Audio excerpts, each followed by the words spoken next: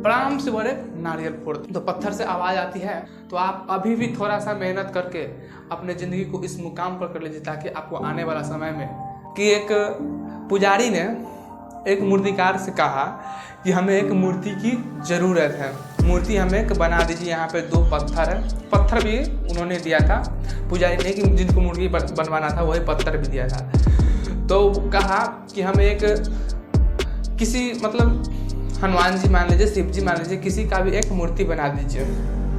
तो मूर्तिकार ने पत्थर लिया, बोला कि हाँ ज़रूर सेठ साहब, पुजारी जी हम बना देंगे मूर्ति। और मूर्तिकार ने मूर्ति बनाने ही जैसे गया, छेनी हथौड़ी उठाया और अपना मूर्ति बनाने चले गया और छेनी मारना स्टार्ट कर दिया पत्थर पर।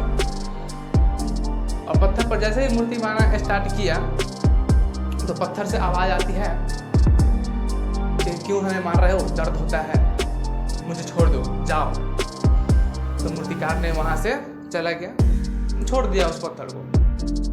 और जैसे ही उस मूर्तिकार ने फिर छेनी हथौड़ी उठाया और दूसरे पत्थर के पास चला गया। और जैसे ही दूसरे पत्थर के पास गया, छेनी हथौड़ी उठाकर अब फिर से मारने लगा। तो उससे आवाज़ आई, फिर उसी पत्थर से आवाज़ आई कि क्यों हमें मार रहे हैं, पीटो पीटो और पीटो, ऐसा करके कुछ आवाज़ आया। और ऐसा करके पीटने के बाद, बहुत सारे पीटने के बाद, बहुत हजार की संख्या में उस पत्थर पर पीटने के बाद वो पत्थर एक मूर्ति का आकार ले लिया। एक बहुत ही खूबसूरत, किसी भगवान का मान लीजिए, किसी भी हनुमान जी, शिव जी, जिस भगवान को आप मानना चाहते हैं उस भगवान का एक मूर्ति वहाँ पे बनकर तैयार हो गया। अब फिर से दूसरे दिन पुजारी आए और बोले कि मेरा मूर्ति तैयार है। तो मूर्तिकार ने बोला हाँ बिल्कुल तैयार है सेठ साहब, पुजारी जी ये देखिए आपका मूर्ति यहाँ पे है। तो गाड़ी मंगाई उन्होंने और गाड़ी को ले जा रहे थे। और जैसे जिस मूर्ति को पुजारी ने पत्थर पर छेनी हथौड़ी मार कर मूर्ति तैयार किया था, और मूर्ति को बड़ी ही धूमधाम से ले जा रहे थे। और जैसे ही वहाँ से जाने लगे पुजारी, वहाँ पे एक मूर्ति पत्थर पड़ा हुआ दिखाई दिया था, जिस पत्थर से आवाज़ आई थी कि मुझे छोड़ दो, वह पत्थर दिखाई दिया था। और वह पत्थर को वो जब पूछा पुजारी कि क्या मैं पत्थर ले जा सकता हूँ, तो मूर्तिकार ने बोला हाँ आपको से आप ले जा सकते क्योंकि मेरा कोई काम का नहीं है। तो जाते जाते इस पत्थर को भी पीछे से रख लिया अपने गाड़ी पर। और दोनों पत्थर यानी कि एक मूर्ति बना हुआ पत्थर और एक ऐसे नॉर्मल पत्थर ले गया पुजारी।